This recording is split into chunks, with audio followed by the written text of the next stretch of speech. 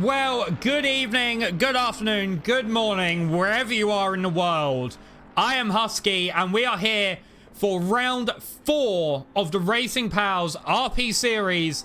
This time bringing us to the lovely, scenic countryside and hills of Imola.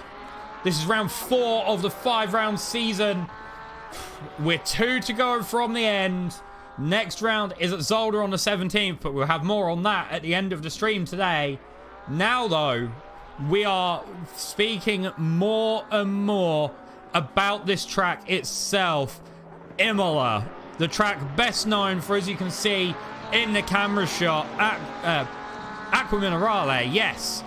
The right that leads you into a compression and down into 2 apexes. Quite easy to run wide now with the gravel trap on the outside. You then run over and back up the hill after the apex on the run to the chicane, which is 3 corners from the end of the circuit. One of the most notorious, one of the best known corners in World Motorsport. While Imola doesn't have the headline events that people think of nowadays when they think of motorsport, it is a mainstay in GT3 racing, and it is going to be one of the corners today where I believe we will see the most action that we will be seeing of today's race. So for people who are just joining the RP series, who aren't too sure what is happening, what everything is, this season we have differing, not layouts of events, but differing structures, we will say, of the race, the races that are happening. Per example, this race today, we're just coming to the end of the 60-minute practice session. We'll then be kicked into a 12-minute qualifying, shorter than we're used to by a couple of minutes. Most times 12 minutes. It's typically 15-ish minutes we get for qualifying in this series, so 12 minutes is definitely going to be an interesting one for the drivers. It might just be a lap and a little bit, but it's going to basically be an outlap that you're missing out on in terms of time, which is going to mean that your overall lap count will be going down. So it's just utterly important that you get the best laps that you possibly can as quick as you can. After the 12-minute quali session, we'll then be kicking into a 70-minute, 1 hour, 10-minute race with no mandatory pit stop in today's race. Something we're used to seeing is the mandatory pit stop. Most drivers would take it between the 25 and 35-minute window in race time remaining, which gave you a nice sort of 10-minute window for pitting, where you could work around your strategy, more or less, react to the guy ahead, try to not be reacted to by the guy behind. And today, that's out the window. That's gone. That is something that we are definitely going to be wanting to watch today, as it means that some drivers may still pit. They might think it's faster to have a pit stop and a fresher set of tires, more like less fuel, etc, etc. Some drivers might go for the full 70-minute one and done over the line, and it's going to be very interesting just to see how the drivers contend with this today. The weather as well is looking to stay sunny, which I'm sure will be something that the drivers will be quite happy about. And just as we're coming up now to the end of the practice, we'll see the drivers getting their last laps in, their last final bits of this lap. There's 2 drivers still out on track. James Andrews, the 42 McLaren, and Woolrack, the 14 Ferrari. And we just see James Andrews coming across the line now to dial in his final time in practice, which was a 1:42.28. And Woolrack is just coming through the chicane. Very, very bouncy over the curves, and he actually just ran out of time. So, on to qualifying. This is going to be interesting, and we're going to jump out with the V12 Aston Martin, the 149 machine driven by Mike Benke for an outlap of this circuit. And we'll run on board as well so you can get a look. Keep in mind, you've got the driver to the left. You can see what his hands are doing as you're running down to what is apparently turn 2. Seeing as turn 1's actually that kink. Curb 1, curb 2. You don't want to run too far out because you set yourself up for turn 3, which I will now be referring to as turn 2 because that kink is not the corner. Then into 3 and 4, the first chicane. Very, very easy to overcook it and end up into the gravel trap on your left. Then up to Tozer, turn 5. So uphill, it's on camber, but it's very, very deceptive, I think is the word that I would use. It looks like you can go faster than you can. Then we've got 6.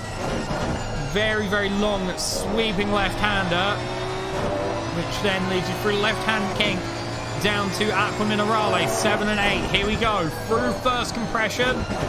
On the outside curve, second compression. Up the hill we go now. Those sausage curves on the inside of the car, technically on this one, are track cuts. You will lose your lap time through the next chicane. And now we've got the downhill run. 2 more corners to go. Down we go, under the sign that looks a bit like a pizza box, is what people have been saying. On the brakes, you're downhill, so the car's rolling, but you're also going to be trying to get the car stopped as well. Through the final corner, we get a bit of tie-in here from the Aston Martin. It is the V12, so we get to listen to that sound as it goes past.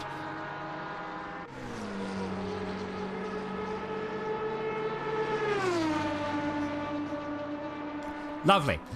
And straight into turn 1 again. This is the silver class. So for people who are unaware of how the class system works in RP series, we split the drivers into 3 distinct classes. This means more or less there is 3 championships on the go in your class. It isn't an overall series, it's based on your class. You've got Platinum with the likes of Kovacs, Moreno, Luanas, etc., with the white background and black numbers. You then have Silver, the grey background and white numbers, with the likes of Andrews, Woolrack, and Scott. And then you have Bronze, the red background with black numbers. This is done in the interests of ensuring all drivers have a group, a field that they can race within for a championship as well. As if a silver driver, for example, is racing a platinum driver, they're not gaining extra points for it. They are just gaining track position. If you finish in front of the silver or behind the silver, that doesn't matter as a platinum or as a bronze. It matters if you finish ahead or behind silver, bronze, or platinum drivers, respectively. Now, across the line, we've already got the first time through from Kovacs. A 140.5 sets the bar.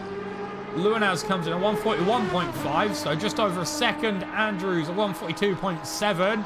And now the Aston at 142.3. And someone that we will be wanting to see, who has gone P2, is Pierre Moreno, the Spectre Racing Pals 922 Porsche. Currently holds on to second place at 140.8. And someone else now just coming up to finish a lap is Todd Curtis for TC90. Into the chicane under the banner of 4ACC. Over curve 1, over curve 2. Keeps it quite tidy on the exit as well. Runs that track limit as close as I think you would be able to get it consistently and safely. Now down the hill on the brakes. You can just see the front of the car dip there. And through the final 2 corners, we'll see what bar this is. Akil has set the top bronze time of 145.6. Woolrack at 145.03. And now Todd Curtis is going to come across the line. Where's it going to be for him? He goes up into P5. lead over the bronze here, the 142.3. He's also cleared the silver field with that one. And someone that I'm sure will want to be gaining more time than he currently has gained is Yamik Smith, the 107 CMR Bentley. Best time of 142.345. So we'll have to have a look and see how he does. We're going to jump on board on the dash cam with him. It's a Bentley, so it's British, and it's on the left-hand side because the driver's on the right. Oh, and that's the lap invalidated there for Yamik. That isn't what he's going to have wanted to see. And Daniel Scott now for the Wins Cooper Scar Racing Team, the 128 McLaren, the sister car of James Andrews, the 42 Wins machine. He's got just under a second to catch his teammate across the line, a 142.982. So that isn't going to gain him positions. However, that is going to get him closer now, within 2/10 of his teammate. And someone who has just joined the server and has just joined in is Simon Beeg in the FIBA Motorsport, not McLaren, Mercedes. Sorry, I do apologise. A driver who quite a while ago now won our Bathurst Endurance in the BMW, sticking as the German in the German cars. He's here in the Mercedes this time around, and he's got Kovacs just up ahead of him as well, so we'll have to see if that causes any bother. And as I wasn't looking, Pierre Moreno, a 140.252 to put himself provisionally on pole. We've got just over 5 minutes remaining on the clock, so we'll have to have a good see and a good look at what's going to happen. But Simon Beeg is about to set his first lap of the session. He hasn't got too long to gain time. Let's have a look as across the line he comes. He goes up into P6, a 141.8, and someone that is gaining quite a lot of time is Ian Ashter in the number 10 Privateer Ferrari. Best time a 143.837. Currently reading a second up on his Delta, so that would, from the look of it, jump him up either to 11th or 10th. Keep in mind, Curtis is the closest car in his class, which is up in P7. And Ashton there has actually invalidated his lap time, so that isn't what he would have wanted. And Kovacs, again, just traded the provisional pole from Pierre Moreno with a 140.155. That is just under a 10th ahead. So Pierre Moreno now is going to have to push. But it looks like Kovacs is actually improving his lap time by a little margin. And I mean a little margin, a 10th, if that, like upping and downing a 10th. And that wasn't the best of exits out of the final chicane for Martin Kovacs. We'll have to see, can he gain it through the final two corners? Let's have a look. He's about on par with his best lap time so far. He needs the good exit here. Is it going to be? He's actually reading, matching his best time. And across the line he's going to come. What's it going to be for Kovacs? A 140.227. So that was so close between his lap times. And someone that is wanting to push again is Daniel Scott. His 800ths off of the V12 Aston Martin now. He's jumped over James Andrews to put himself in 10th. Now he's got 800ths of a second to find to put himself on provisional pole for the silver class. And across the line, where's it going to be? Is he going to make it? A 142.125. That puts him in provisional pole for his class, which is great. And someone that is running a very, very decent Delta is Benjamin Walrack, the Helios Racing Community 14 Ferrari. He's currently 1 second up. I think it might just about put him in the pack if he can, in the silver pack, if he can keep this pace up. Let's have a look though. Through the final corner, he didn't really hit the apex there all too well. Let's have a look now. The run down to the start-finish line. He has played about 2 tenths just off of that final corner. It puts him at the back of the silver field, but he's in the silvers. And someone that will be trying to push and push and push is Pierre Moreno. He will get one more lap after this, and that gap is still 0.097 off of pole position for the Frenchman. He is going to be very, very aggressive, I feel, on this final lap. It is going to be all or nothing. And just from the times, it looks like this is going to be the fight to watch. Porsche versus Porsche. He is just trying to get as much heat into those tyres and brakes as he possibly can. And it will be his final lap. And a big shout out as well, actually, because I'm just looking. That performance in this qualifying session from Curtis, the number 90 Porsche, absolutely top draw. He's put himself 4 cars clear of the rest of his class field. And now let's have a look as across the line to start his final qualifying lap is Pierre Moreno. He has got a 10th pretty much to make up to take that provisional pole. But keep in mind, as he's going around, Kovacs is actually improving his lap time, as well as Luizanas decides that is a day for him on qualifying. He's retired into the pit lane to end his qualifying session. And he's got about a 10th and a half of breathing space between him and Yamik Smith. So that will be something I'm sure that he'll be happy to see. As while Pierre is going around, we're going to have a quick look here at Simon Bieg, the FIBA Motorsport. He's currently at the back of silver. This is his final lap across the line. Is he going to jump up at all? Yes, he is. He jumps up into P4. He takes Yamik Smith off, but the driver we will want to see and see how he does is Pierre Moreno. He can only go up now, really, unless Yamik Smith pulls out an absolute blinder, which he is capable of. Probably the wrong choice of words there to use. But Pierre Moreno coming into the final few corners, down on the brakes, into the final 2 corners. Final corner now, he hits that apex very well. He's going to come across the line and he retires into the pit lane. So that is the qualifying session over for Pierre Moreno. Yamik Smith now through the final couple corners. He has got a tiny amount, under a 10th to make up between himself and Simon Bieg. Across the line, where's it going to be for him? Stays in P5, a 141.132. That was a very, very tight lap. As we now look at Bastian Holter, the number 40 DB3 Motorsport Audi R8.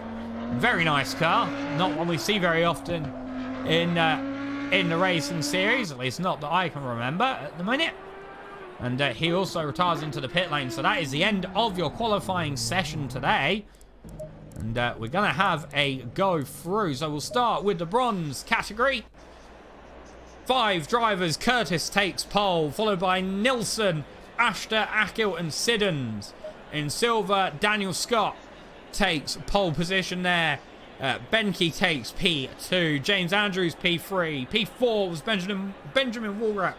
And P5 was Justin Gottlieb. And in the overall, Kovacs takes pole position, the 861 Porsche, followed by Moreno in second. Third is Luizanas. Fourth, Simon Bieg. Fifth, Yamik Smith. Sixth, Holter. Seventh, Marlowe. And then you can also see there the other classes as they line up on the actual field. Curtis, the pole sitter for bronze, takes 8th. The pole sitter for silver, 9th.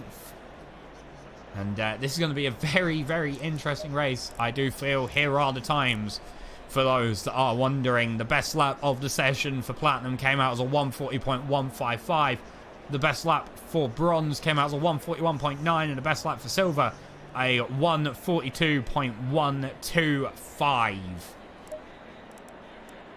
So we shall see just what will happen here, because it's gonna be, I think, one of those races where we can speculate, we can think and see what's gonna happen, who's gonna end up where, what's gonna be what. But I think really the drivers in today's race will have to speak for themselves and show that it's going to be a tough race. And that fight up the front, I think, is going to be beautiful between Pierre Moreno and Kovacs. Two drivers that we know have insane talent in the Platinum class. Two drivers that I'm sure will put on a very entertaining show for us today. And we are just moments away from the formation lap.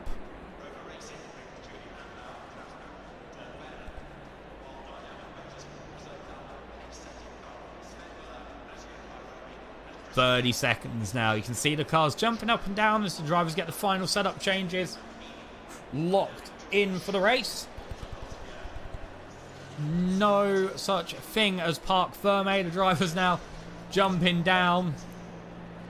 So we now have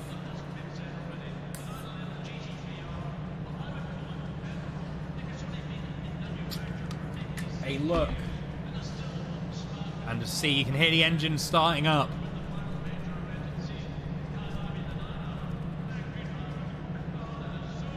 And I think turn one is for the first couple laps going to be our key action zone as well. The second to last corner, again, a very good one, and both of the chicanes we'll be able, I think, to see drivers trying moves down the inside as we jump onto the helicab. Kovacs gets us underway.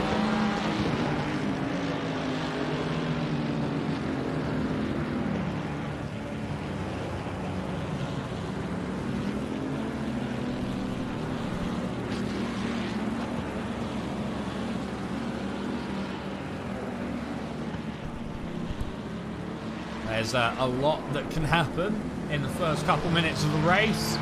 We've got an hour and 10 minutes of racing ahead of us, and I'm sure a lot of these drivers will be thinking just about how best to conserve tyres, you know, keep the car out of trouble.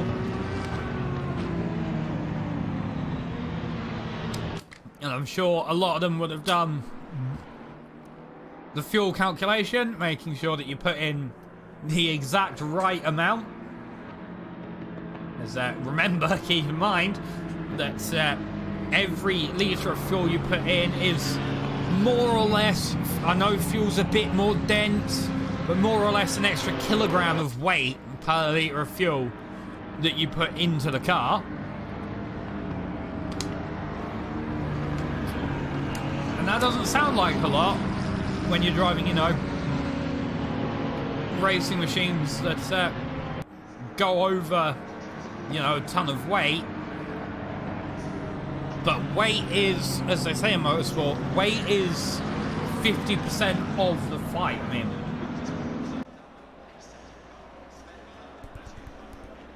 if you can take less weight for a race, you're gonna take less weight for a race, aren't you?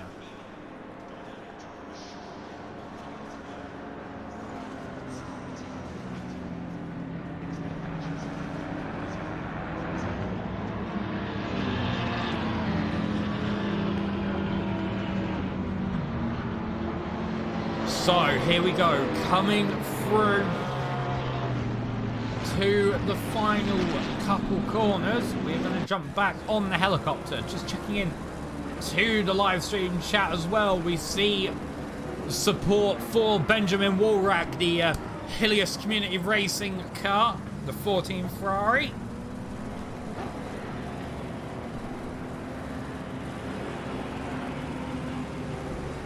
Now, as we come through the final corner, we are about to go green. It is Martin Kovacs leading from Pierre Moreno. Porsche v Porsche, and I'm sure the 111 McLaren And the 95 Mercedes behind will be looking to pounce on any slight mistake that may arise into the first couple of corners.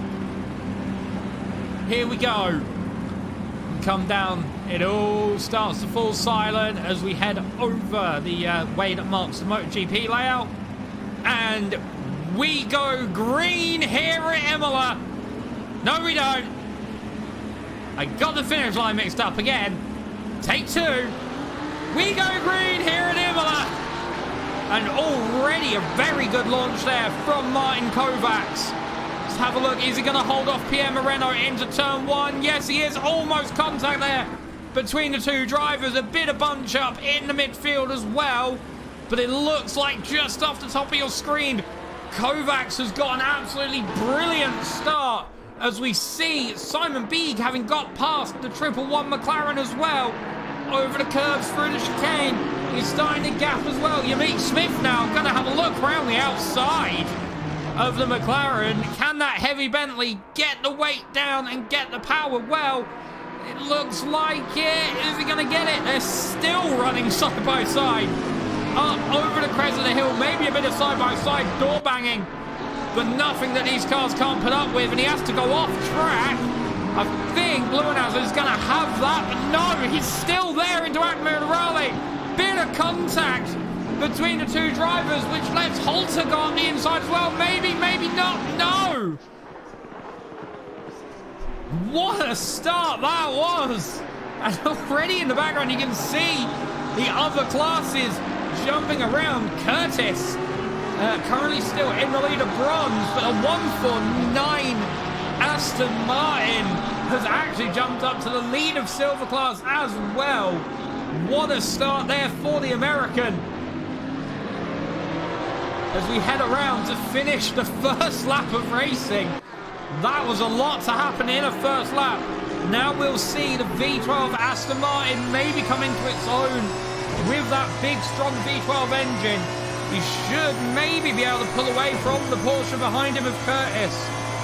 Let's have a look down towards turn one now, and it looks like he has managed to pull away just a little bit on the brakes, having to be very, very hard on the brakes to not go into the back of Marlowe.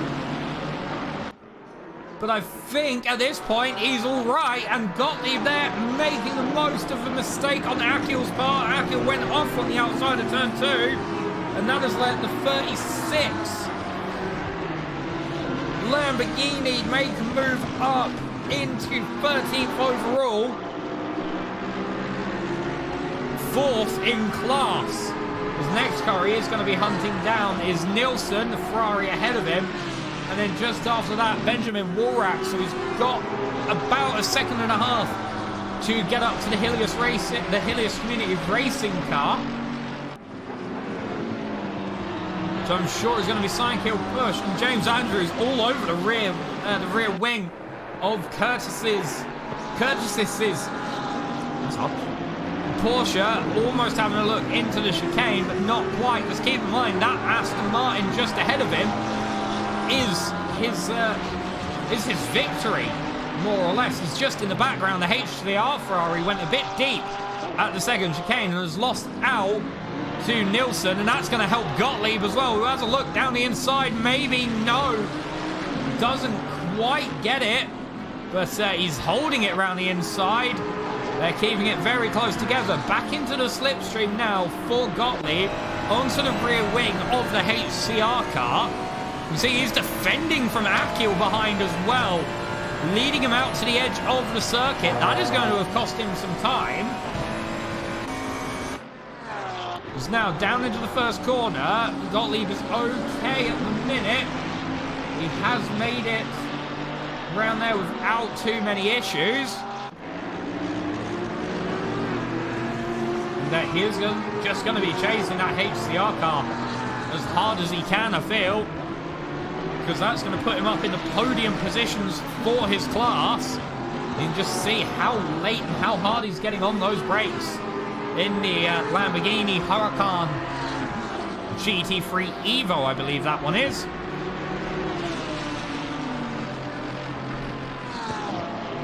And I'm I'm sure the few Benjamin Woolrack fans that we have in the chat are going to be glued to their screens and monitors at the minute as, oh, off goes Woolrack into Akmarinarale. That is going to give Gottlieb the position.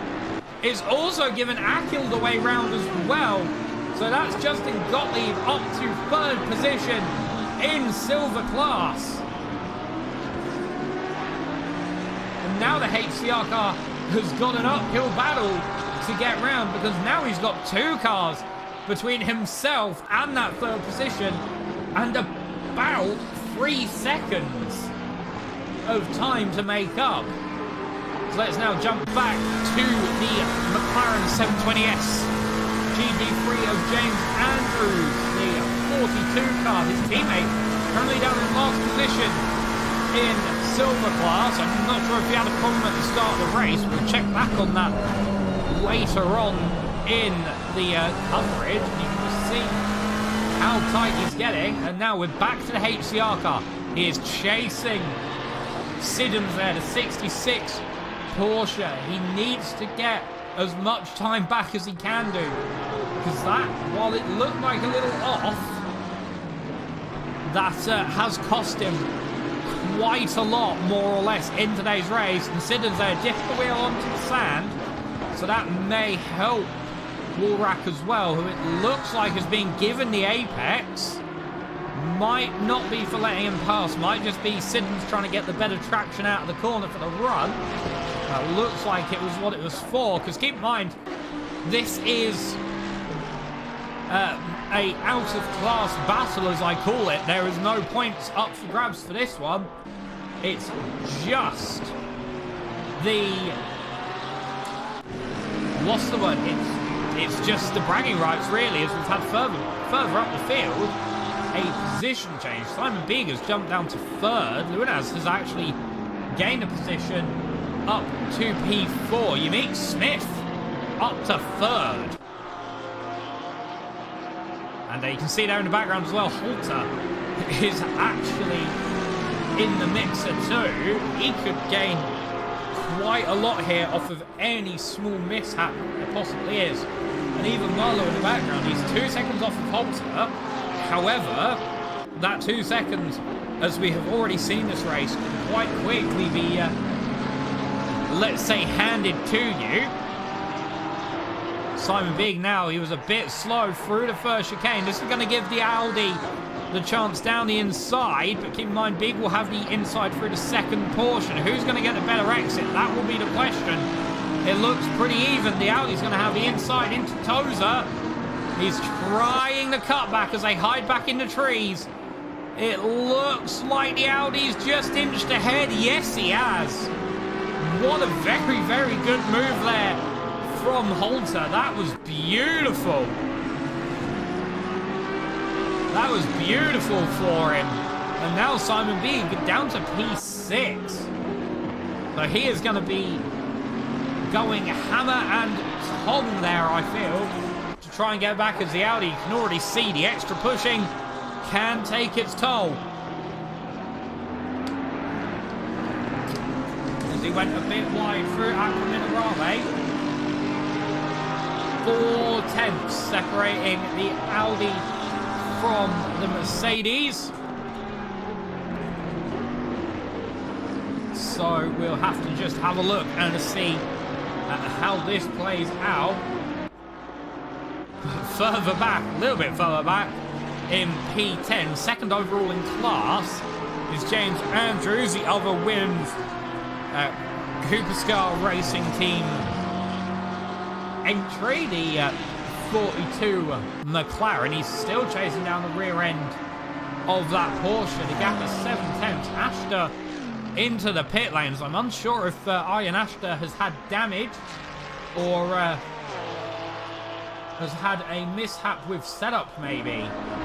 And, another battle for position. So Justin Gottlieb on Nielsen. Now Woolrack, who is the closest car of risk, we would say, to the LFM for all entry, is currently about 7 seconds off of the Lamborghini itself.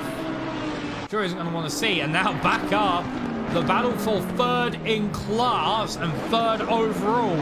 It's Mantaz Luanaz for Lou. The 111 car against Yamik Smith. Bentley versus McLaren. He goes for a look. Doesn't commit to it. Might be the best of ideas there with how you take the corner. It's quite hard to fit. Oh, off in the background. Simon Beeg. He holds it just. But that is going to have cost him a lot of time. Let us have a look at this. Over the curb. Just gains far too much curb, in fact. And you just see he's managed to keep it out of the barrier, only on the grass. But that is not what he would have wanted to see. He's now down in P8, last in Platinum.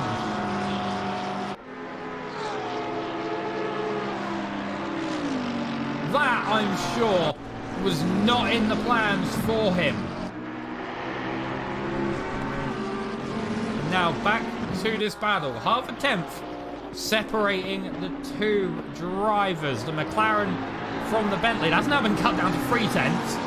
As just as I say that second chicane, one of the best opportunities you can possibly have here to gain time. If you nail that, the amount of time you are able to gain just goes up massively. And now back down. Simon Beeg looking on the rear end of the Aston Martin. Keep in mind, Benke ahead, not wanting to let this lead go. It's out of class, but it's still a battle. He has no obligation to let Beeg through. He could, but that would be more just to defend himself over any form of keeping track position, even though, you know, I can't say that myself, as someone that drives, as with a lot of other drivers, want to lose track position, because even if you're not in the same class, it's bragging rights that you do get for it, which is something that I'm sure myself and everyone in chat who sim races or real races, you know, might have some real races here, would be, you know, unhappy to let that go as Beeg comes into the pit. And now it's James Andrews on Curtis. 1/10 separating them. Andrews has been chasing down the rear end for a long time. He switches immediately to the inside, but gets the overlap from the Porsche. He might have tried to put the Porsche in a self-compromising position, but that is not going to be the case. As in the background as well, we have two battles raging. We also have the Lamborghini on the Ferrari, very tight together. And it looks like it's over and done with. No! The Ferrari is still holding in. And on the outside now is the Lamborghini. Gets squeezed out onto the the runoff there. Yamik has been pushing and pushing and pushing on this Ferrari. And he is going to be absolutely pushing that car to its limits to try and get that extra bit of time, that extra bit of pace out of the Lamborghini that he needs to get his way past. 4/10 separating the 115 Ferrari and the 36 Lamborghini. This is battle for 10th overall, but if Justin gets past, he'll then have the ability to start taking down that gap to himself. And now Nielsen is in this melee. James Andrews has gotten past. Sorry, no, he hasn't. James Andrews is still behind Curtis. And as they're battling, the 149 Aston Martin will be sat there going, thank you very much, I'll take the free gap. Is now looking down the inside. Is this the moment for the Lamborghini? No, it's still not. Gottlieb must be absolutely doing that thing, you know, when the car's a bit slow to go, where you just shuffle in the chair and go, come on, come on. I'm sure that's what's happening in a multi-100,000 pound virtually simulated race car.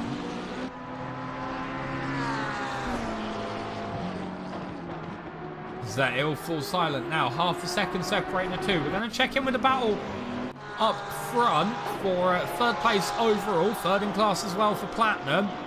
Mantas Luanaz on Yamit Smith. They're still as we left them.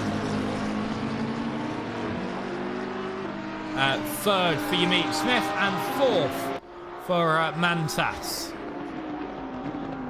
And that gap has been accordioning over the race itself. And, it looks like through the corners it's the McLaren that has the slight advantage, but down the straights it's Bentley territory. And also just going through the final corner now, two cars that are known for their cornering ability, the McLaren and the Porsche. Now James Andrews was right on the bumper, was actually side to side with Curtis through the first corner a couple laps ago. They're now 3 tenths separating each other. James Andrews is going to want to, I think, prioritise the exit here for the run onto the chicane. That 4 tenths, not a lot, and now he's going to think maximise the exit of this chicane here just to get that run. You can see they both just slightly let the car wave out onto the curb. Not too much though, because if you dip a wheel that does bleed a lot of speed. Now let us have a look. James Andrews, half a second separating the two cars. This is ebbing and flowing up and down as we go. 53.5 minutes just under left of today's race.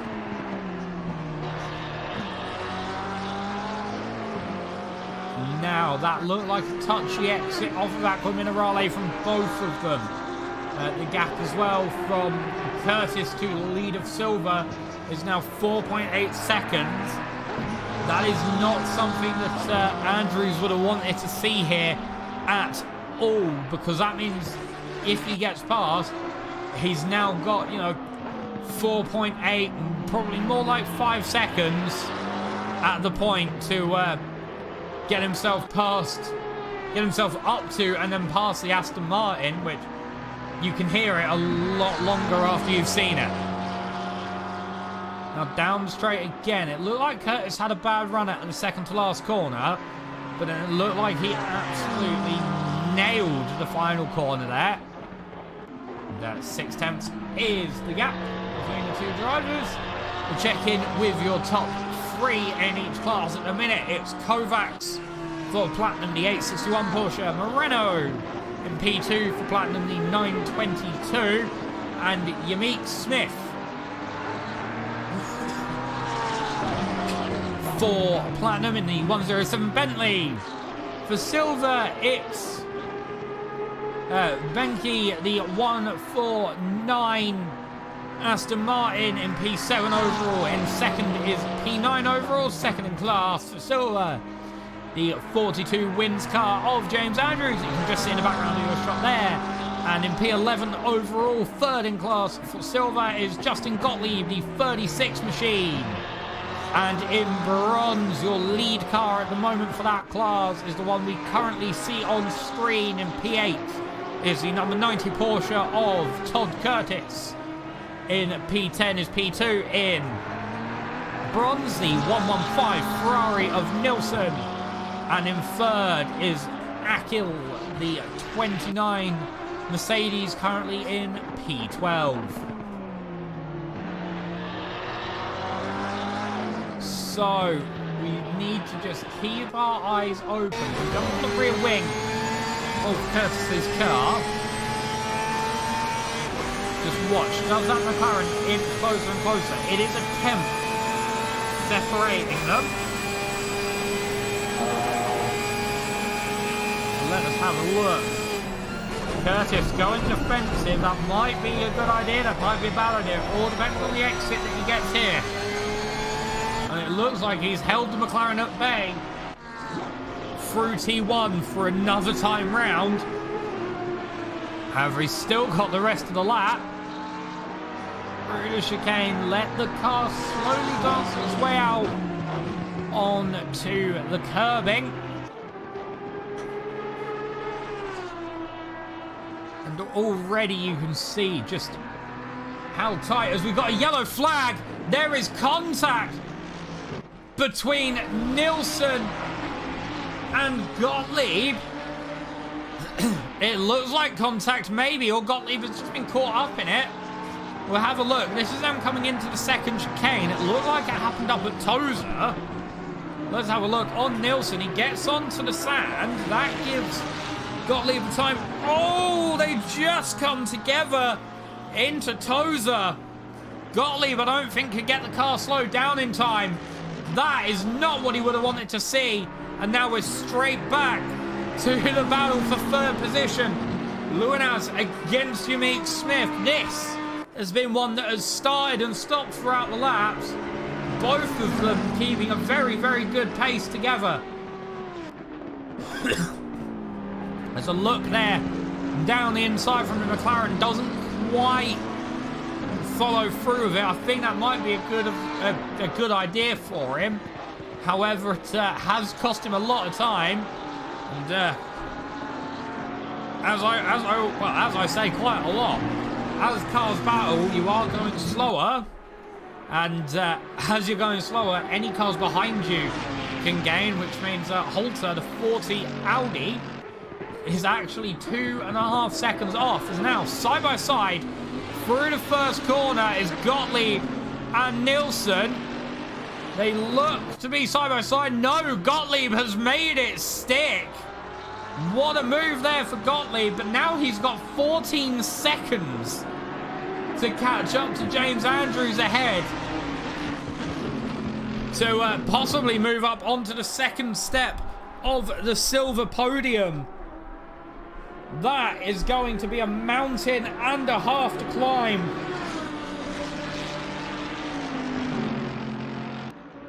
And I'm sure that's going to be one that he'll look at the time left and go, let's get on with it. And speaking of James Andrews, he's still going at Curtis. 6/10 as they exit the chicane.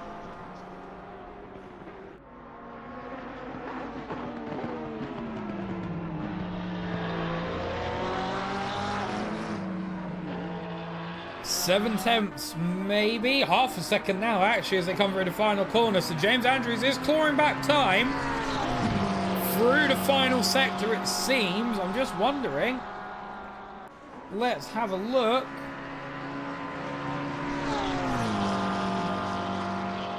Shall we? So the best lap for James Andrews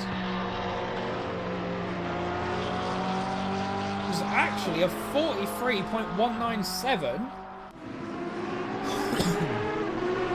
Whereas the best lap for Curtis was a 43.342.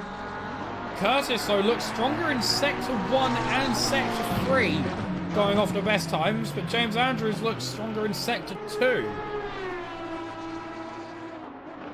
And if we're interested in the speed trap between the two drivers down the straight, there's only a 3 km/h difference in Curtis's favour. So Curtis is the quickest car out of the battle down the straight. The quickest car overall is the 111 McLaren of Luinaz, a 269 km/h speed trap. And something that is surprising is our race leader Kovacs. His speed trap, his best speed trap so far, is 262 km/h, which puts him tied second to last down in the speed trap, which is something that he's going to be very, very interested in, I would say. It's a metric that is not one that we bring up very often, but it does give you a slight insight into people maybe setting a car up for that extra little bit of speed down the straight. Here, not a terrible idea, because turn 1 is one of your, as it's called, key action zones.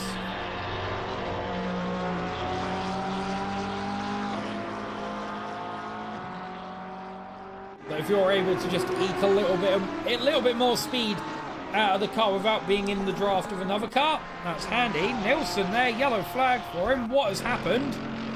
He's pulled off to the side.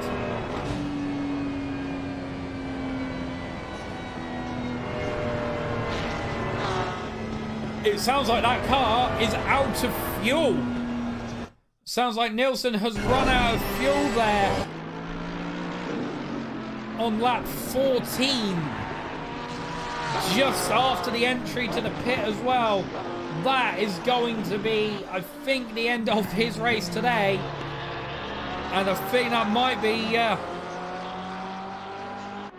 very, very unhappy man in the car. He was running 3rd position in bronze, and now I think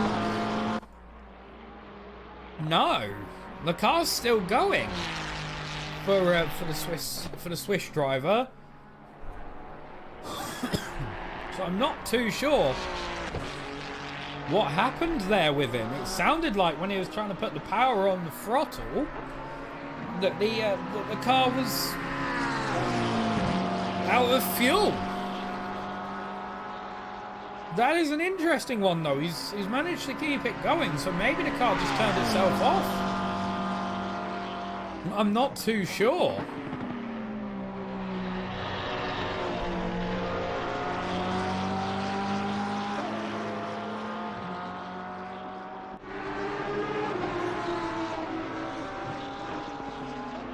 So we'll need to have, well, I can't really say what happened there. It sounded like the car was out of fuel, but he's still going round and about.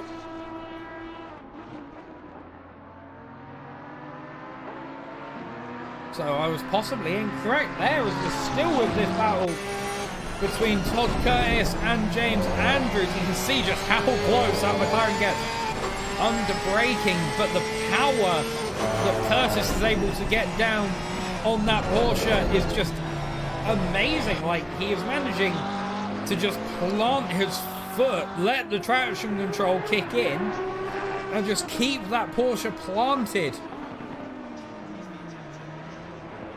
And as I said earlier, as they fight, more and more time will be lost to the Aston Martin up ahead. It's now 9.5 seconds between this little battle happening here.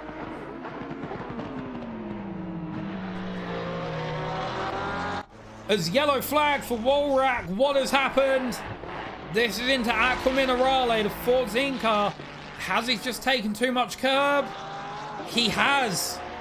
That was more or less what had happened to him earlier as well. This time, however, the car just decided, nope, we're going round. And that little tap of the rear wheels into the grass hasn't helped him either. And now, with this battle once more, Unique Smith, the 107 Bentley against Luanaz, the 111 McLaren. 4/10 are separating these two, as has happened throughout the majority of the race today.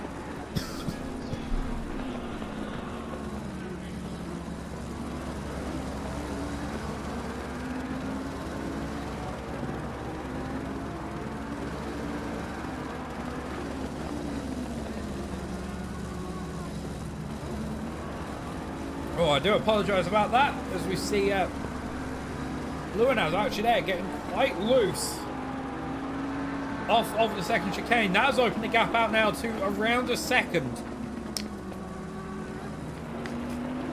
in favour of the Bentley.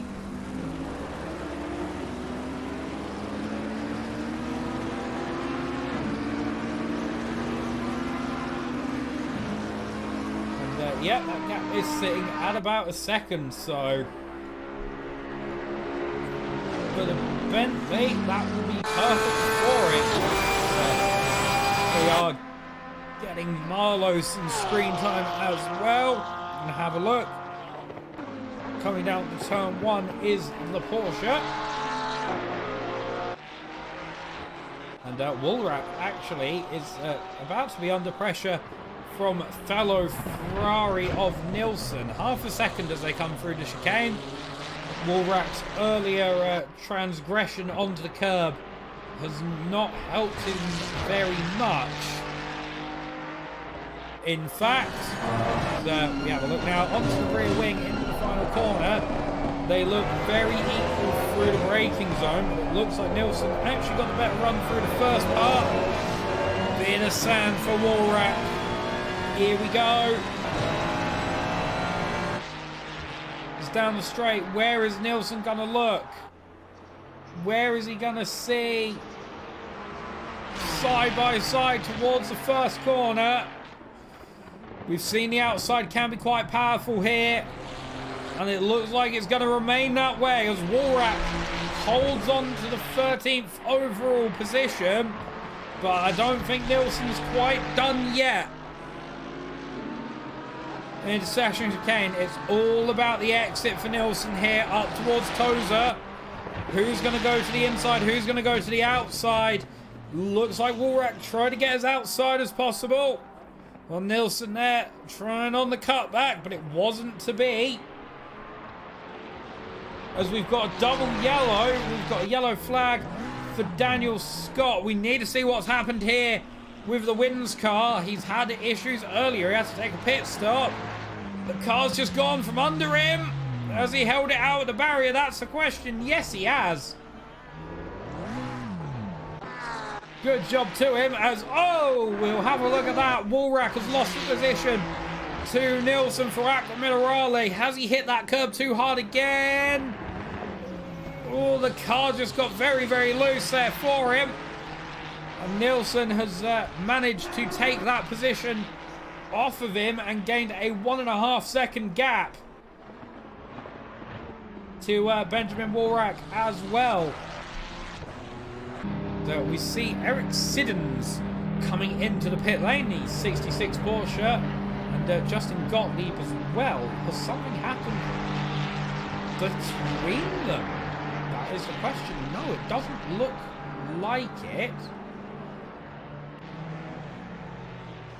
I'm not too sure what's happened. Gottlieb has had a bit of bother there. You can just see on the front of the car that there is some damage. Not too sure though what has happened to Justin Gottlieb.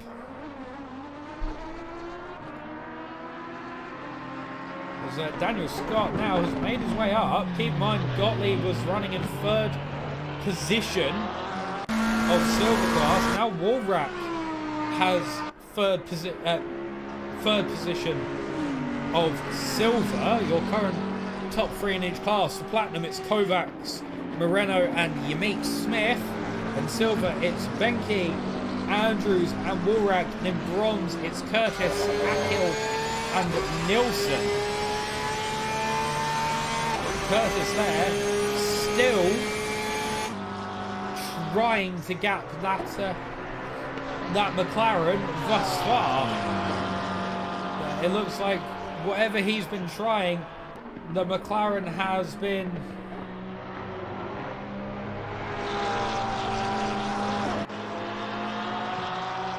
able to hold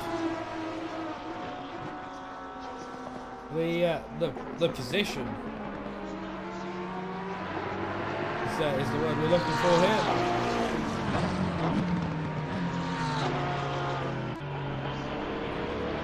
So we'll have to keep an eye on the battles that are unfolding right now. This is the closest one we have. 36 minutes just over left of today's running.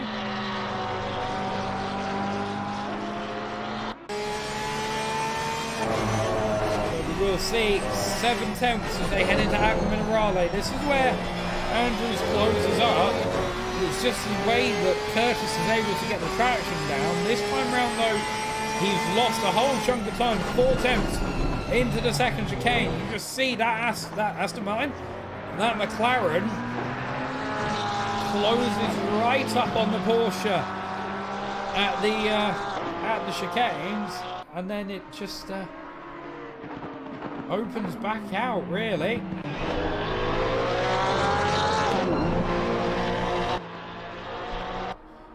Now 3/10.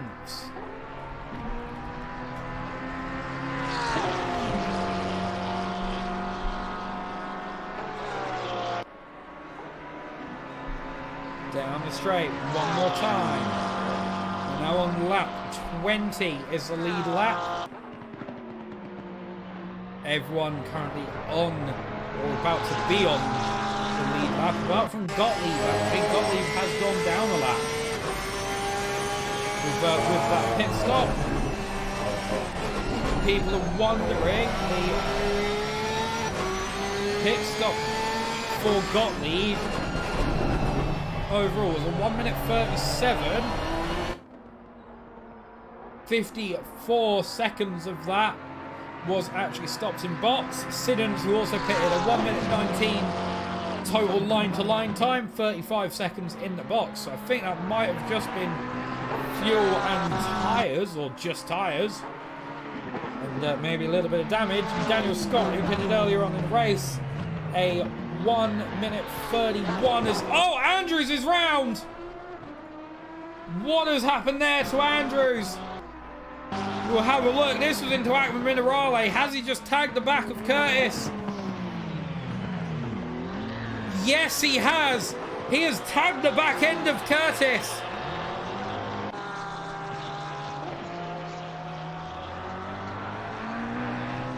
For that one, they were both so close together. And yet now, Andrews is down in P9 still. He's managed to be okay. And someone else that's jumped into the pits is Mantas Lunas for Lou. And we'll have a look at what that will be in terms of pit stop time. But that was James Andrews there, getting 50 shades of unhappy. I would say we're going to have a look on board of James Andrews. He's on board. Just see through the curbs. Curtis looks like he wasn't going to make the corner and tries to keep it on the tarmac instead of running wide there, and the cars just converge. Obviously, I can't say anything more than what's happened, but that to me, it looks like what has happened. In that one was James Andrews just managed to converge there as he was taking his regular line, and Curtis just tried to keep it on circuit. We're at 32 minutes and 20 seconds remaining on the clock. We've had a race here of twists and a race here of turns.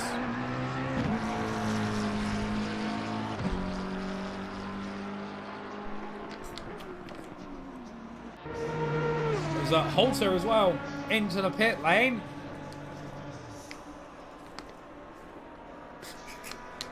And Lunas, a 1 minute 18, 36 second box, 36 second line to line, sorry. And Halter we will see it tumbling down the order, but these are the drivers that are banking on the guys further up needing a pit stop as well. I'm just wondering though, where is Lunas going to come out in all of this? There's Akil into the pit lane as well.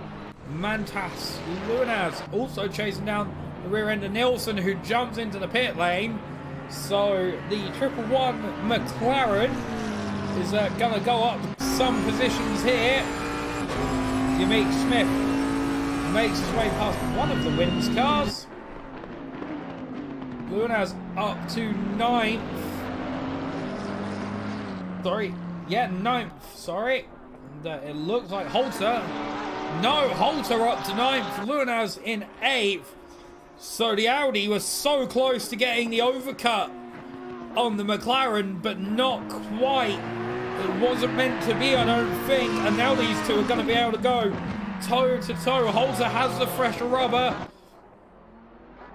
but it might not have come into the temperature and pressure window as yet. And you can see in the background, Kovacs is bearing down on the two drivers. This is for 5th in class, 5th and 6th in class.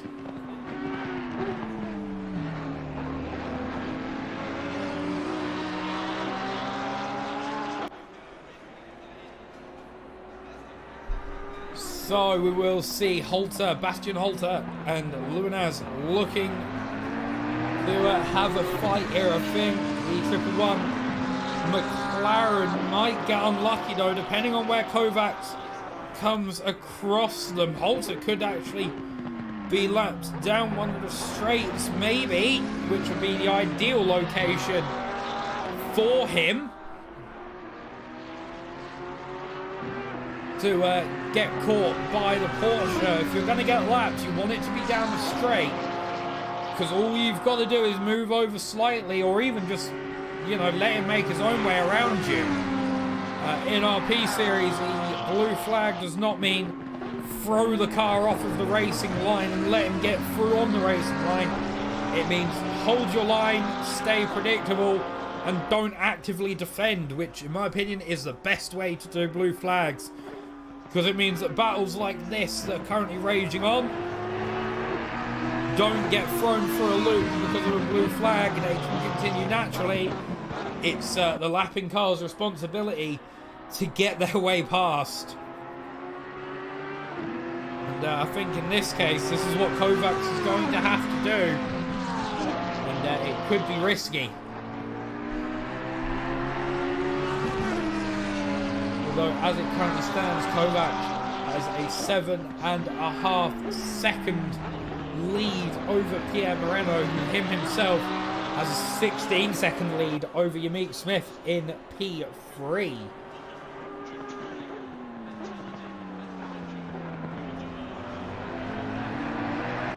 Let's have a gander here. This is Justin Gottlieb on Nilsson. I'm pretty sure we've been here before.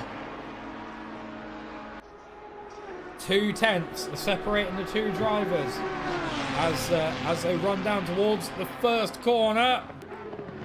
Now, we haven't seen the inside of the first corner work that often. It has got the possibility to, but really you're trying to set yourself up for the run down to the second chicane.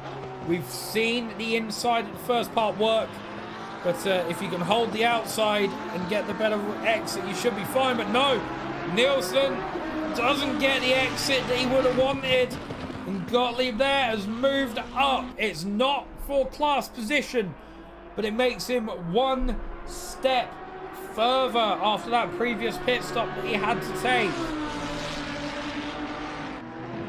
And the crew for that Lamborghini have done a very good job getting it turned around. They had to glue the front back down and probably kick some quarter panels a few times to get it back straight.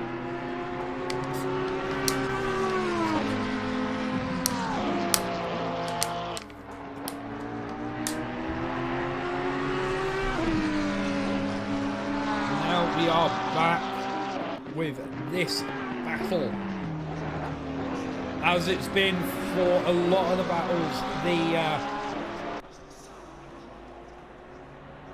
gap has extended and, you know, contracted throughout time and time again, but they need to be careful because Kovacs is very, very quickly gaining ground on them.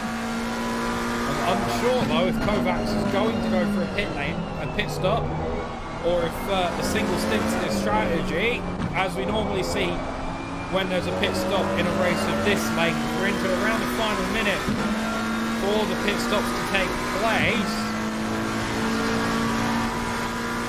I think maybe though Kovacs is going to be running the whole stint. I But it is, the cars are perfectly possible of, it's perfectly possible in these cars to run a 17-minute stint. It's just about though when you're coming to the issue of tyres starting to give you a little bit of jip. And, you know, the fuel as well will start to get low. I think the cars can carry 70 minutes of fuel without issue. But you never know.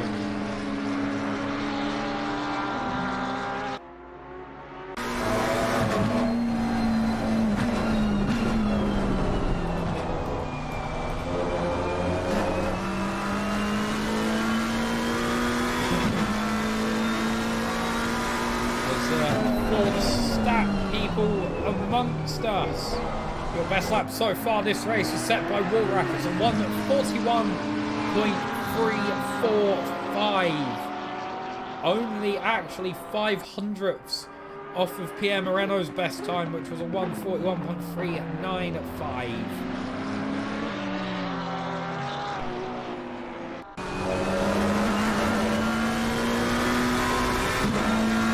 Down the straight we go again. Where is Holter going to be looking? Is he going to be looking in the Audi? It has a lot of straight line speed. However, you need to make sure you are not over cautious, but cautious into the first corner. Oh, onto the grass. That won't help him. That will not help him one bit, and that will help Kovacs gain. He's 1 second off of Holter.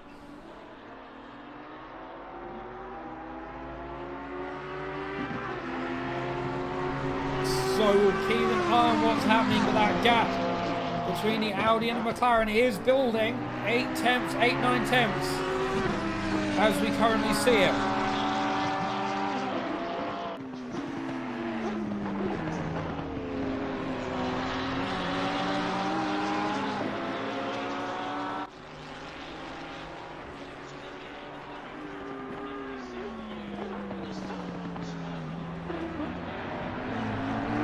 Through the final chicane for another time. Currently lap 27. Just under 23 minutes of today's race remaining to go.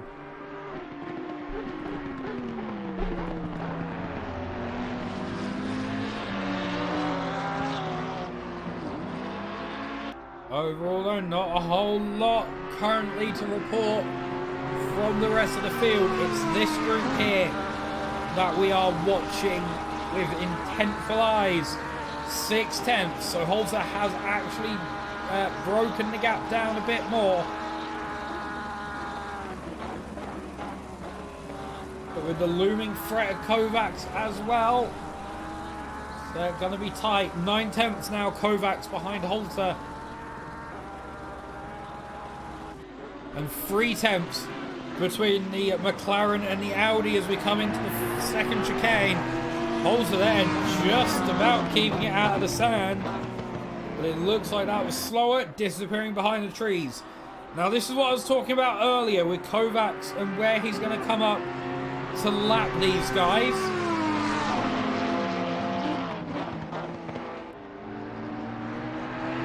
He's not quite within striking distance yet, but it is close.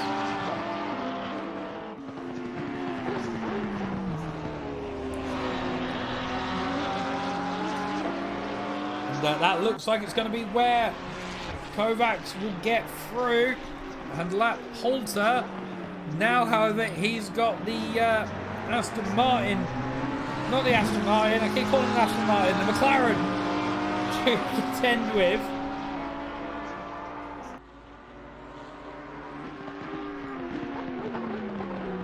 So we will have to just see where we're going.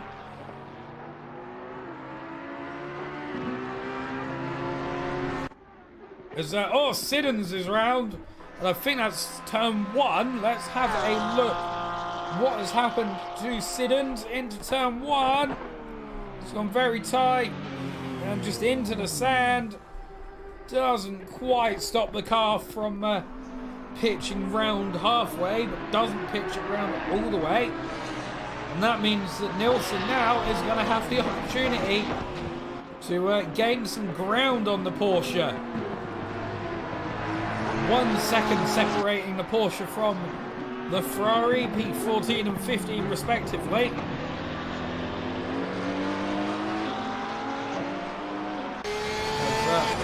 Also separated by under a second is Kovacs and Lunas. In fact, the 861 Absolute Racing Porsche and the 111 LIU McLaren with the 40 Audi of Holter looking to gain anything that he can do off of it. Holter will just be watching and hoping. I would say that Kovacs does not come across him on the start-finish straight. Just keep in mind, Holter was got down a straight. Holter being 1.1 seconds off of Mantas. And if Kovacs can come across Mantas into one of the more crucial corners, that can really help the Audi. But it looks like Lunas is just going to let Kovacs through down the straight, trying to keep as much advantage over the Audi as he can. He has lost 6/10 in that move. However, now he should be able to get the slipstream down the straight as well. Off of the Porsche. And yeah, it looks like that plan has actually worked. Oh, very loose there for the McLaren. Gap now 3/10 between himself and the Audi as they head into Aqua Minerale once more. There is Siddons. Just letting the cars pass. That is very, very sporting of him. And we've got a yellow flag. It's Benjamin Woolrack. What has happened to the Ferrari? This is into the second chicane. Let's have a look. Has he just taken it too hard? Oh, he has. And into the sand trap. I said earlier, you know, you can come a cropper with that. And that looks like it's what's happened. And that has actually opened him out to Daniel Scott. Daniel Scott, who earlier on in the race was down in last position. Now 1.1 seconds off of the back of Benjamin Woolrack for third position in silver class.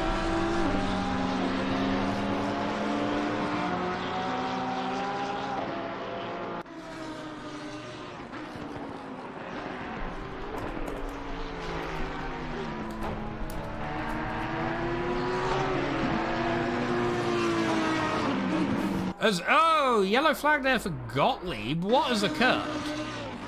This is into Tozer. Oh, the car just got very loose. Rear wheel on the grass there on the entry. And he's had to let Nilsson through. That, I'm sure, is not what he would have wanted. So far this race. Today's race, I think you could argue, has been a race of attrition, as we got 16 minutes and 20 seconds left over now. Holter against Lunas into the chicane, inside, outside. The Audi decides not to follow him too wide, but 2/10 is all that separates them. Well, let's have a look. Is the Audi going to look into the inside, the second last corner? No, he's not. It will be a run Down the straight once more for these two. For these two together, there is not a whole lot in it, I would say.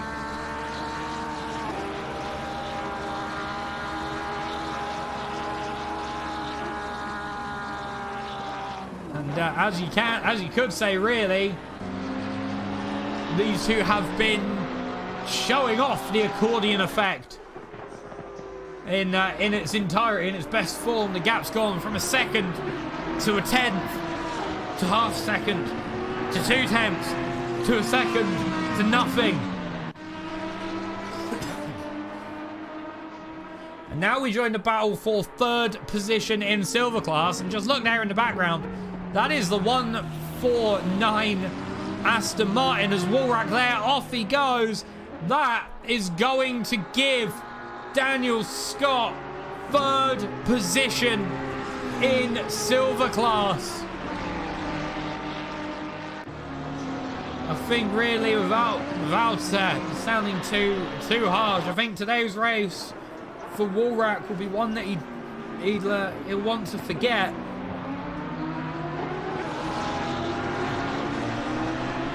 Because he has been put through the ringer just a little bit, I would say, in today's race.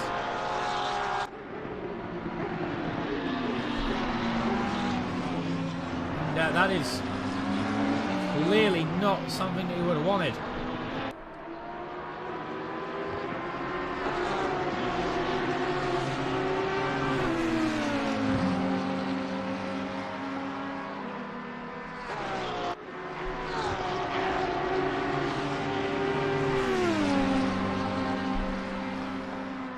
One-tenth now between the two cars. He had a look down the inside. Wasn't quite to be, I don't think. And that could have actually compromised himself into the second chicane, compromised the run just a little bit. It's all going to be about exits and traction in this phase of the battle. Exits and traction. There's Gottlieb as well up ahead. These two cars will have blue flag over Nilsson and Gottlieb. Over they are in a battle of their own.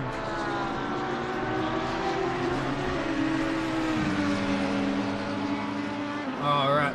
Oh, Nilsson and Gottlieb. So we'll have to see as Lunas there. He looked a bit loose for Aqua Minerale. That gap's now 2/10 between the Audi and himself. Over the curbs again. It's all about traction.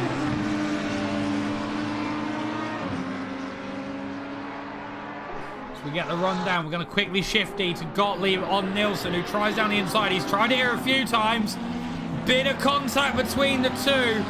Nilsson has to go off. This has meant, though, that this pack all together, and it looks like that worked to the favour of Lunas there by virtue of a 10th. That scuffle looks like it's dropped Holzer back a little bit, as there's a bit of side-by-side contact between Gottlieb and Nilsson. Gottlieb waited up for the Ferrari. Again, as he does quite often if there is contact. It's one of the few ways we see sporting in RP series. If you cause contact, if you push someone off, pretty much all the drivers will wait up and be like, my bad, here's the position back, I didn't mean to do that. And it's something that Gottlieb shows off very often. If there is contact, he makes sure he waits if he can, and gives the position back to keep the fight alive and almost reset it in a way. It's something that we do love to see. So yes, that slight scuffle at the second to last corner has helped out Lunas there, as Pierre Moreno looking now to lap Gottlieb. Where is he going to look, though? That is the big question in the Porsche. Gottlieb holding the inside, so Moreno might have to look outside, or is he going to try it? No, Moreno stays behind for now. I think he's just going to go down the straight on the Lamborghini. Pierre is not someone we see dive down the inside often, which makes every time he does dive down the inside even more special, really, because it's a very rare occasion we see it. Down towards turn 1 now. Pierre Moreno, he's going to come out ahead of that. And now back to the fight. Holter and Luanaz, 2/10 separating them. So that Audi is catching up each time, but it's just the getting past portion of the battle where he's having issues. And as we've come into the final 10 minutes, your top 3 for each class. In Platinum, it's an all-Porsche knockout of Kovacs, Moreno and Marlowe. In Silver, it's Benke, Andrews and Scott. And in Bronze, it's Curtis, Akil and Nielsen. Now 3/10 between the Audi and the McLaren. Who gets the power on better? It looks like it was pretty tight. But it looks like Luanaz got the power off better up the hill. 6/10 separating the two drivers. Yeah, it's building and building. Let's now jump to the battle for 3rd place in class.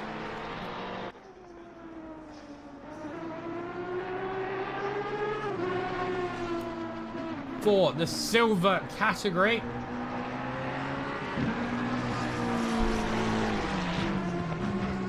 The 8/10 is a separation as they head into Toza once more.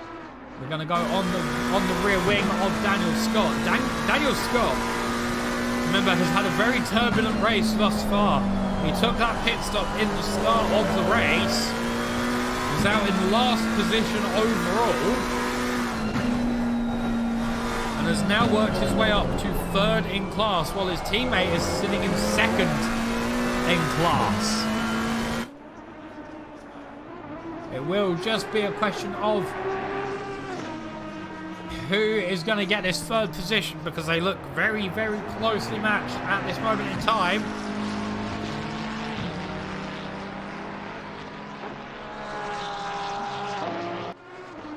And there isn't going to be much dirty air ahead for Daniel Scott to contend with either.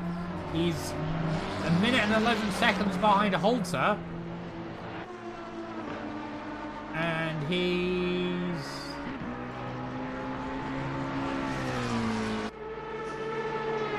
7.1 seconds behind the next car on the road, which is the class leader of Silver Benke.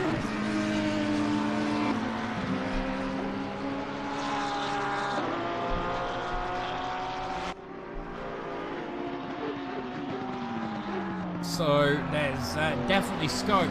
We're now into the final 10 minutes of today's running of today's go, as Yamik Smith there in Aqua Minerale gets himself past Marlowe.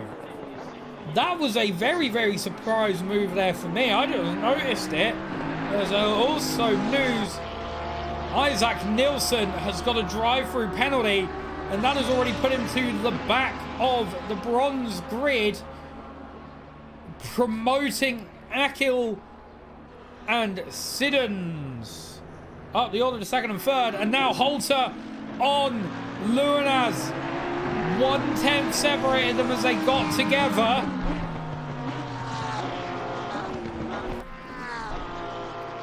And now it has opened back out, but we've seen it before with these two.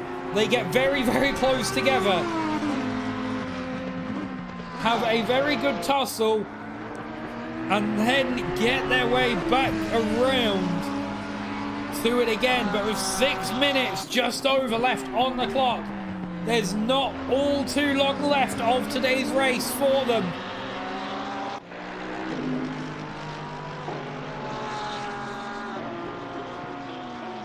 4 attempts into the chicane. Again, traction, power. Who gets it better? It looks like Holter gets a better exit as Luinaz had to go onto the curb a little bit. That does not help with how the traction control kicks in to the outside. It looks like Holter was trying to cut back to the inside at the last minute, but it hasn't quite worked.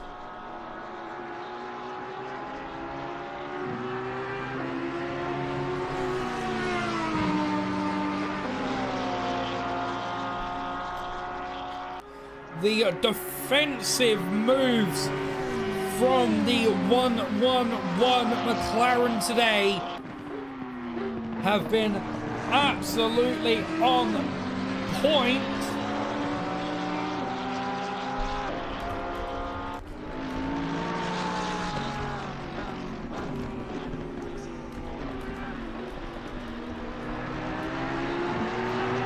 As I'm going to put out in the chat for the watchers of the stream to put in their driver of the day. Who have you seen on today's stream that has made you sit there and go, good drive, very good drive?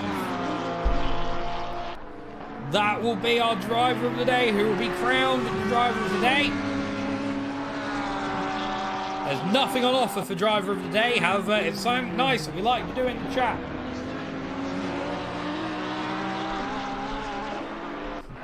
I would say who my money's on, but it's not important who mine is on. What matters is the chat's opinion of today's race with 4 minutes left on the clock. We're going to go back to a battle we've seen before. It's Woolrack on Daniel Scott, and Curtis is in the mixer as well. Scott goes defensive, goes a bit deep though. Woolrack able to take his regular line. He's going to get the outside down the straight towards the chicane, but Daniel Scott will have the inside. But we've seen before, the inside isn't always ideal, but it doesn't look like it matters for Daniel Scott as he holds it. He holds the position for another lap round. We'll have 2 more laps of today's race, I believe, so it will be 40 laps on the lead lap. But Woolrack once more coming back at Daniel Scott. He's looking to get the tighter exit towards Aqua Minerale. Is he going to get it though? That will be the question. No, he still doesn't get the move done. Daniel Scott has to go very deep through the final part of the Aqua Minerale complex, but just doesn't lose the position. How he's held on to that is something else. I don't even know how he's held on to that. That was a lovely bit of defending from Daniel Scott to keep third in class so far. So we'll have, where is our current race leader? We'll have 2 more laps after this one. As GT racing rules, the race only ends when the race leader, the overall leader, crosses the line with 0 seconds left. So we'll have enough time to run this lap, and then it will be the next lap where we will finish up the racing today. So that gives Holter and that gives Woolrack 2 laps to get themselves up the position.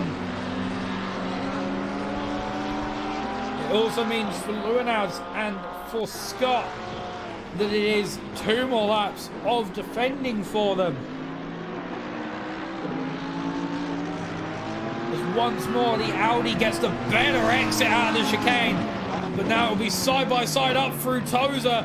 A bit of a squeeze there on the inside. Has Holter finally got the move he's been working so many laps for? It doesn't look like it's set in stone yet. Now it does. Holter up to 8th overall, but the McLaren is going to look and look and look, and Pierre Moreno is in amongst them as well. Now, as we said earlier, with the lead car of Kovacs, where lapping will happen is what will be important. Have a look, where is our race leader? Coming through the final corner, so we will get one more lap of racing, which means for Luinaz, it will be the final opportunity for him to try and catch that Audi and get past. We've seen him defend this race. Now we'll see him attack.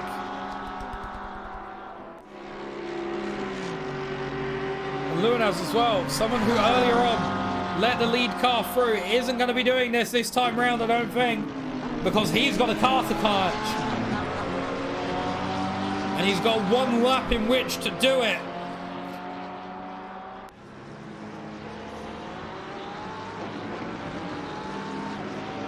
Have a look through the chicane. The gap is 1.3 seconds. We'll check back in as now we're going to watch our race leader go back round the circuit for the final time. Final time for him through Aqua Minerale. Goes a bit deep there. All he's got to do is keep it together. He's got a 14-second gap, keep in mind, to second place of Pierre Moreno through the final chicane.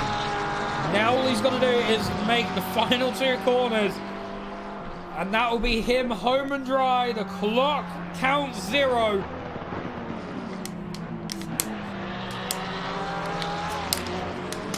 Woolrack lets him through. And now, if everything goes well, down the straight, through the final bend, across the line to take the victory, comes Martin Kovacs for Absolute Racing, the 861 car. That was a commanding drive from him. And P2 in silver has been confirmed for James Andrews. P2 in platinum for Pierre Moreno. And same with P2 in bronze for Akil. What a race that was. Your current two leaders of the other two classes are still halfway around the lap.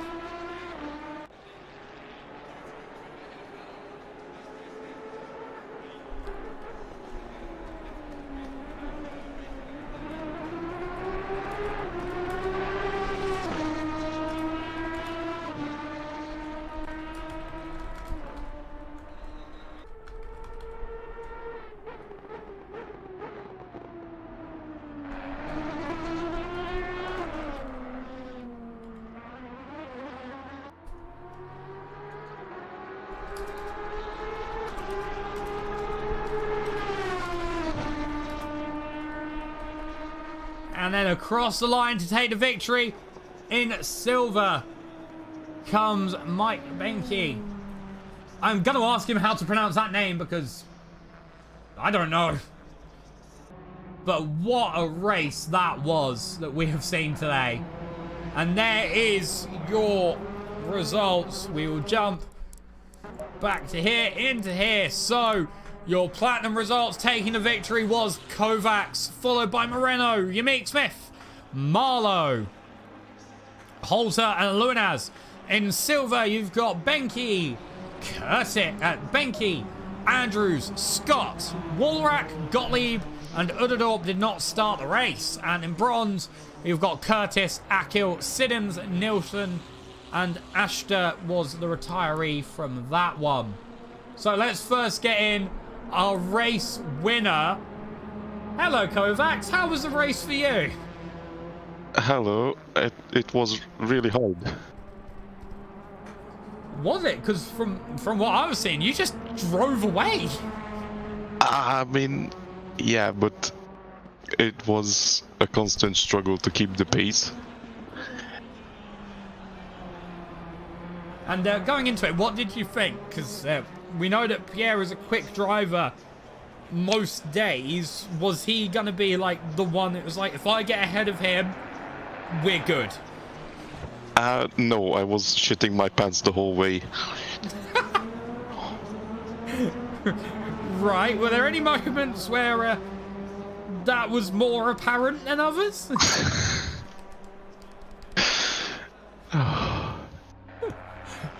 And that's made me giggle now.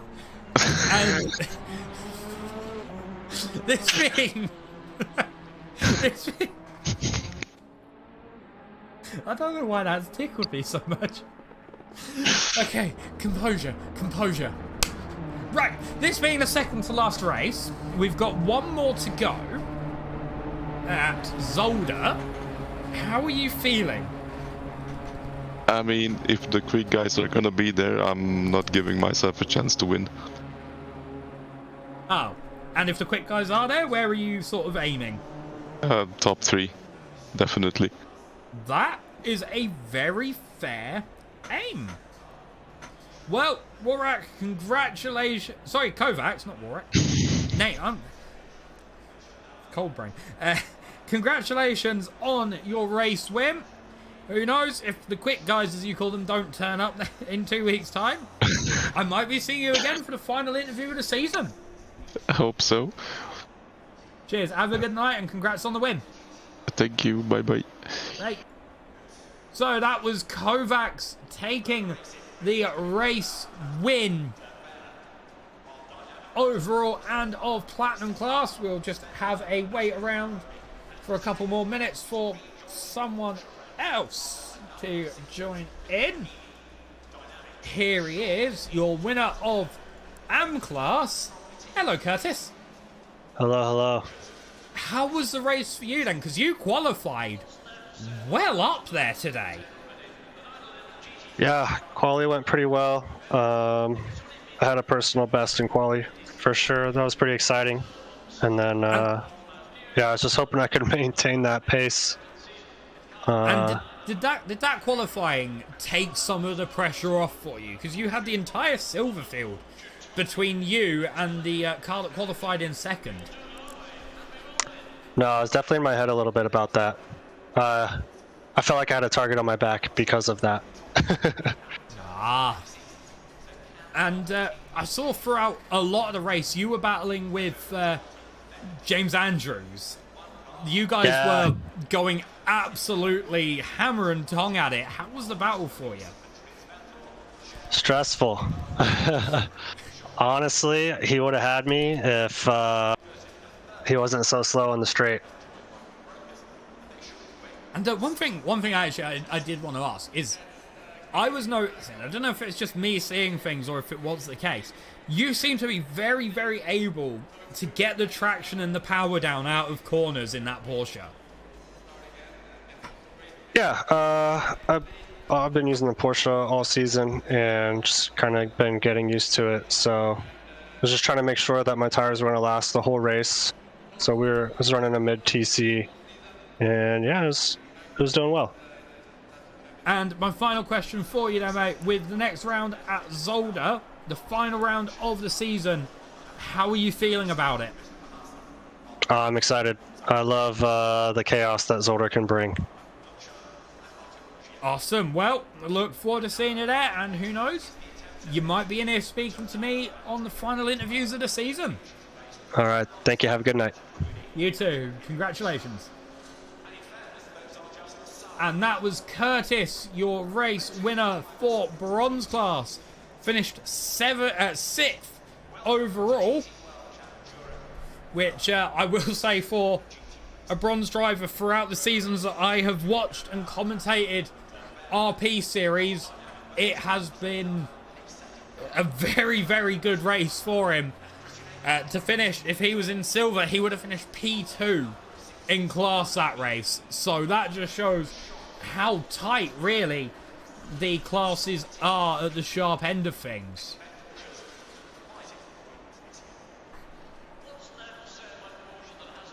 And now, as it strikes 9:10 Greenwich Mean Time, this is where I will bid my farewell. You can join us, as you see on screen, in 2 weeks' time, the 17th of December, round 5. Is it 2 weeks? It is 2 weeks. 2 weeks time from today, at the same time for the final round of RP Series 9 here at Zolder. And before we leave, a big shout out to our Patreon sponsors: Jacob, Deep Cuts, Robin Molling, Alvin Yakatori, Suicidal Cookie, M1 LDT, Alexander Gorchev, I'm Jay Gott, and Pierre Moreno. And until next time, thank you very much for watching. I have been Huski. Have a brilliant evening, afternoon, or day wherever you are in the world, and goodbye.